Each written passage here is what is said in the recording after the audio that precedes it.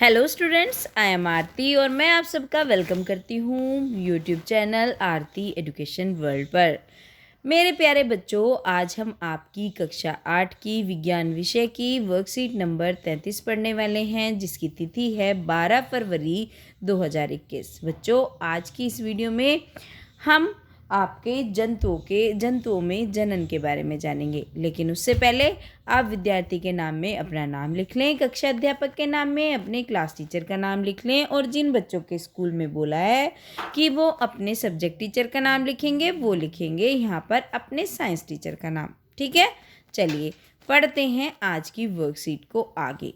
आज हम जंतुओं में अलैंगिक जनन के बारे में जानेंगे।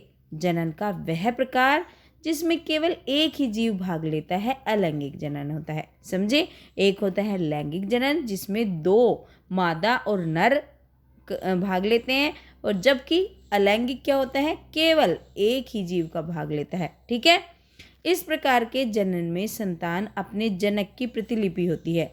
जैसे उदाहरण के तौर पर हाइड्रा और यीस्ट में मुकुलन और अमीबा में द्विखंडन आदि। तो ये इसके एग्जाम्पल हैं जो आपके अलैंगिक जनन के हैं। ठीक है, हाइड्रा में मुकुलन अब कैसे होता है, अब देखो। हाइड्रा के शरीर पर एक या एक से अधिक उभार जैसी संरचनाएं उत्पन्न होती हैं, जिन्हें मुकुल कहते हैं।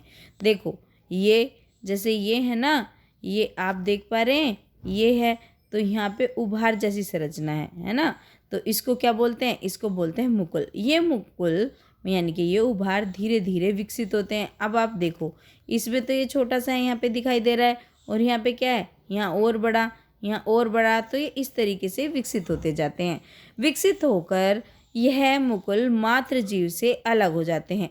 तो जब ये बड़े हो जाते हैं ना, जैसे यहाँ पे थोड़ा बड़ा हुआ, थोड़ा बड़ा हुआ, और यहाँ पे क्या हुआ, ये बड़ा होकर इससे अलग हो गया। आप ध्यान से देखिए जरा वर्कशीट में, ये इससे जो इसका मात्र जीव है इससे अलग हो गए। ठीक है, और इस प्रकार एक नया जीव हाइड्रा बन जाता है। ठीक है, समझ रहे हो, ये इस तरीके से नया जीव बन जाता है हाइड्रा, क्योंकि ये अलग हो जाता है। इस तरीके से कई सारे पेड़ पौधे आपने देखे होंगे।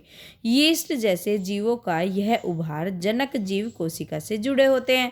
हाइड्रा में मुकुल से नया जीव विकसित होता है, इसलिए इस प्रकार के अलैंगिक जनन को मुकुलन कहते हैं। समझे, मुकुलन क्या होता है, मुकुलन होता है जैसे एक कोई भी पौधा है और उसमें से कोई चीज़ निकली, और निकली वो निकल के अभी थोड़ी थी, अभी वो बड़ी हो गई, और फिर एक टाइम ऐसे आता है वो उससे अलग हो जाती है, वो अलग पौधा बन जाता है, वो अलग हो जाता है।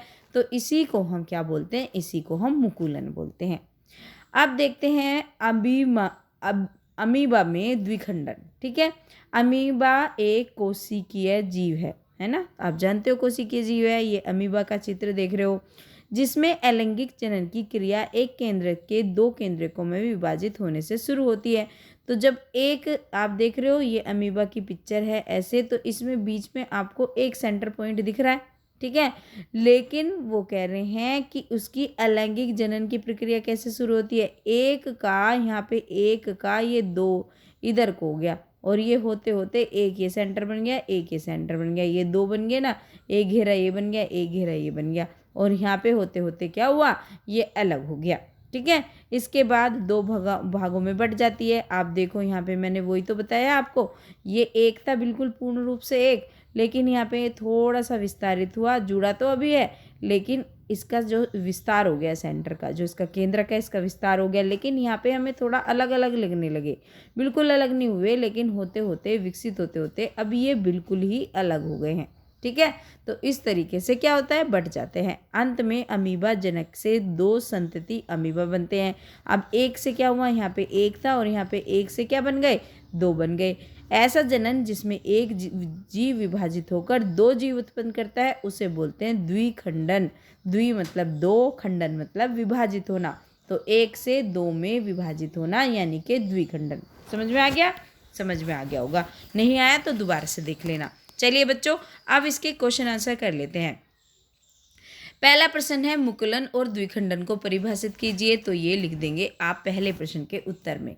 मुकुलन हाइड्रा में मुकुल से नया जीव विकसित होता है। ठीक है, इसको मैं अभी ठीक करके आपको बताती हूँ।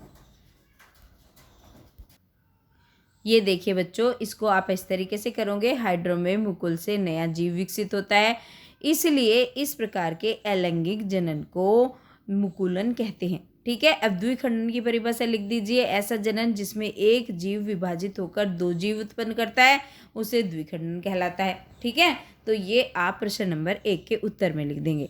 चलिए आ जाते हैं प्रश्न नंबर 2 पर। प्रश्न नंबर 2 में पूछा है, ऐसे जीवों के उदाहरण दे जहां मुकुलन और द्विखंडन को देखा जा सकता है। तो मुकुलन में हो गया आपके उदाहरण यीस्ट और हाइड्रा, और द्विखंडन में अमीबा और पैरामीशियम आप इसके उदाहरण हैं। ठीक है, चलिए दूसरा प्रश्न हो गया। तीसरे प्रश्न पे आते हैं। तीसरा प्रश्न पूछा है, अलैंगिक जनन में जीव को जनक जीव की प्रतिलिपि क्यों कहा जाता है। तो इसका उत्तर आप इस तरीके से दें, अलैंगिक जनन में जीव को जनक जीव की प्रतिलिपि इसलिए कहा जाता है क्योंकि इसमें केवल एक ही जीव भाग लेता है। तो ये हो गया आपका प्रश्न नंबर 3 का उत्तर।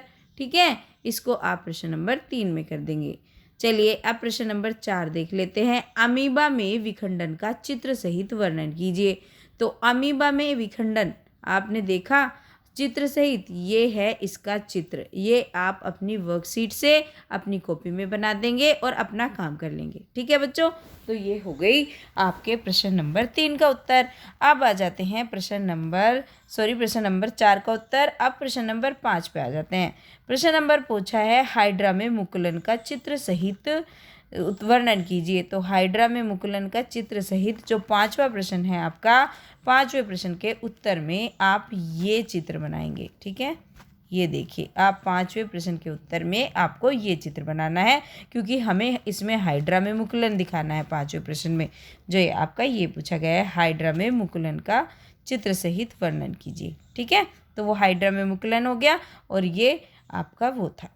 तो बच्चों, ये हो गई आज की आपकी वर्कशीट। आशा करती हूँ कि आपको वर्कशीट समझ भी आई होगी और आप अपना अच्छे से काम भी कर लेंगे, और आप वीडियो को लाइक भी करेंगे और अपने दोस्तों के साथ शेयर भी करेंगे और चैनल को सब्सक्राइब कर लेंगे अगर नए आए हैं। और हाँ, एक कमेंट में लिख के बताएंगे कि आपको वीडियो कैसी लगी। धन्यवाद बच्चों, खुश रहिए, मस्त रहिए, हंसते रहिए, लेकिन पढ़ते भी रहिए।